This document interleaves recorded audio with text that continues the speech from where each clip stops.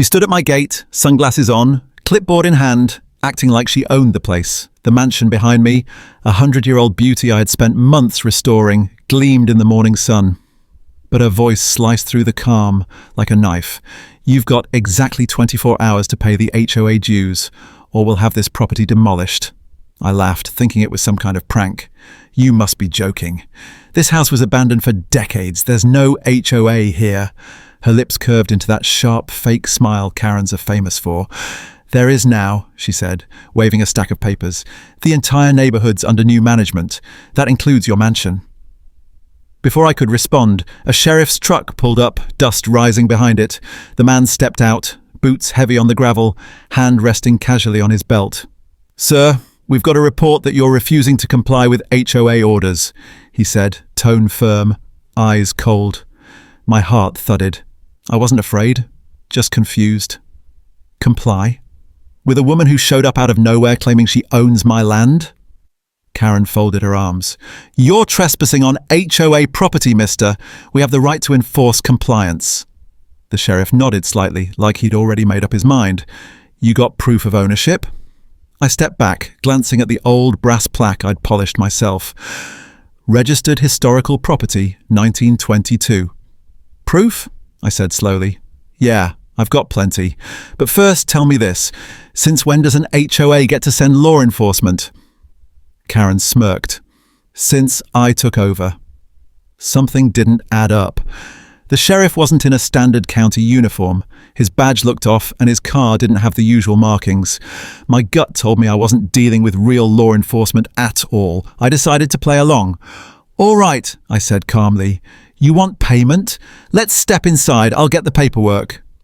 Karen's eyes flickered. "No need for that," she said quickly. "We'll handle this outside."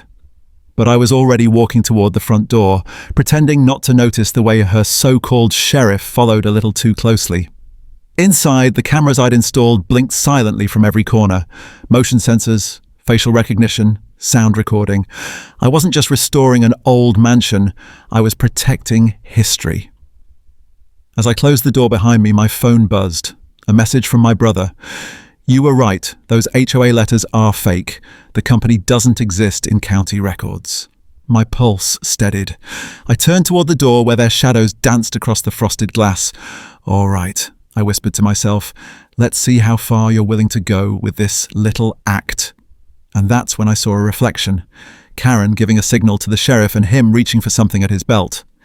He pulled out a folded paper, but his hand hovered near his holster just long enough to send a message. This wasn't about paperwork. He wanted to scare me. I opened the door halfway, keeping my phone camera angled perfectly toward them. Karen's voice rose sharp and confident. "This property is condemned. You can't stay here until the HOA inspection is complete." I tilted my head. "Condemned by who? You?" She shoved the document toward me, and I caught the bold header right away. Property violation notice.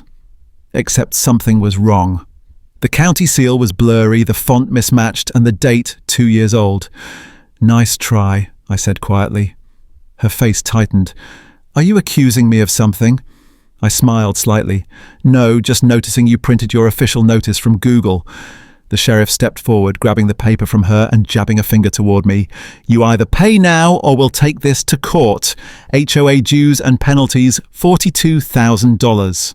$42,000? I almost laughed. "For a neighborhood with 3 empty houses and a dirt road?" Karen snapped. "That's the law here." I leaned on the doorframe, calm now.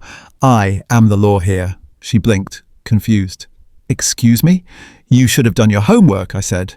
"Before restoring this mansion, I registered it under a preservation trust. Any legal action against it goes through the state, not a made-up HOA." The sheriff's jaw tightened. He turned toward Karen like he hadn't heard that part. "We're wasting time. You said this guy was a squatter."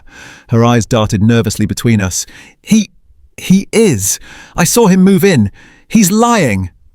I stepped closer, my voice low. "I've got every document. Ownership, taxes, restoration permits, and security cameras." I pointed toward the small red light blinking on the porch. "So if you're fake cops, this entire encounter is being recorded and broadcast." The sheriff froze. Karen's expression cracked for just a second, panic slipping through the arrogance. I reached into my pocket, pulled out my phone, and hit a button. The feed from the front camera streamed directly to my attorney's cloud drive.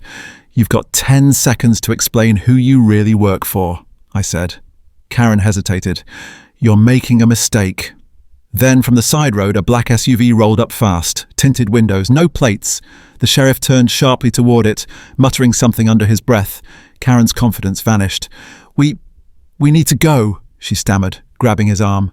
But before they could move, the SUV door opened and a familiar voice called out, calm, deep, and cold. "Ma'am, step away from the homeowner.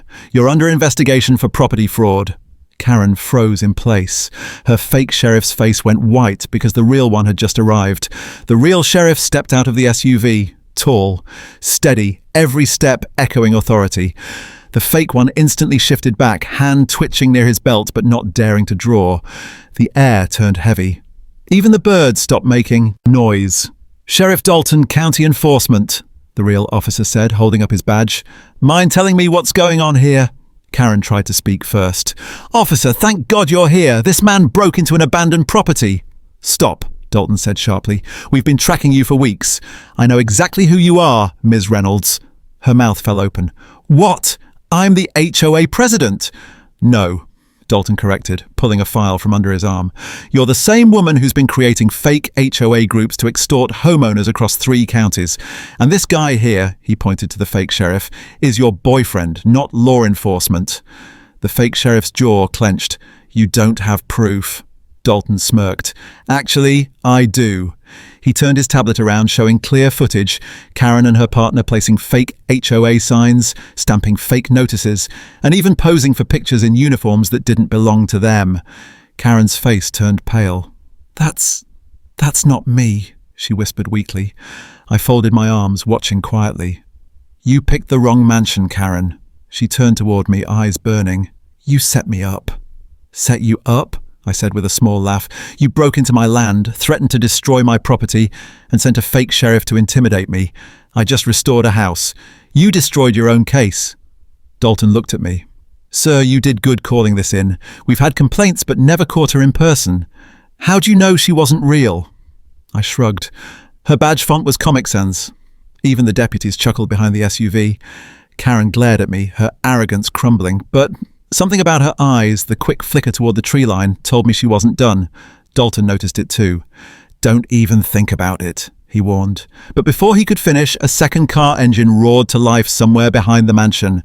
Tires screeched, gravel flew, and another black pickup sped away from the back road. Dalton cursed under his breath. "Her crew is running!" He signaled to his deputies, who rushed back to their vehicles. I turned toward Karen. "Crew?" I asked slowly. She smiled then, a cold, crooked smile that didn't belong to a woman caught in a lie. "You think it's just me? You've got no idea what you've stepped into." And before the deputies could cuff her, she whispered something I couldn't quite catch, something that sent a chill down my spine. Dalton looked at me, serious now. "Get inside and lock your doors. This isn't over." I nodded, stepping back toward my porch as the sirens faded into the distance. But as I reached for the doorknob, I noticed it was slightly open. I froze. I had locked it. Someone else was already inside. The moment I pushed the door open, the floorboards creaked like they were warning me. The lights flickered, and that faint smell of dust and paint mixed with something metallic, something that didn't belong. I moved quietly, every step measured.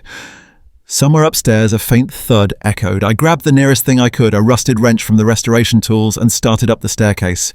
My heart was pounding, but my mind stayed cold. Whoever was inside didn't break in just to steal. As I turned the corner to the hallway, I saw a shadow slip into the master study, the same room where I kept all the house's original blueprints and restoration files. The door creaked open an inch. I waited. Then I spoke, my voice steady. "You've got 10 seconds to walk out before I make a call you'll regret." Silence. I reached for the doorknob, and the door burst open. A man lunged forward, his mask half torn, eyes wide with panic. I swung the wrench, blocking his arm and sending the fake badge on his chest, spinning across the floor. He tried to shove past me, but I caught his jacket, yanking him toward the light. Same fake uniform, same fake badge. "Who sent you?" I demanded. He hesitated, then whispered, "Karen doesn't work alone. The houses, they're all part of it. Before I could question him, headlights flashed outside, the real sheriff's SUV returning fast. The man tried to run, but Dalton's team stormed in, tackling him at the stairs.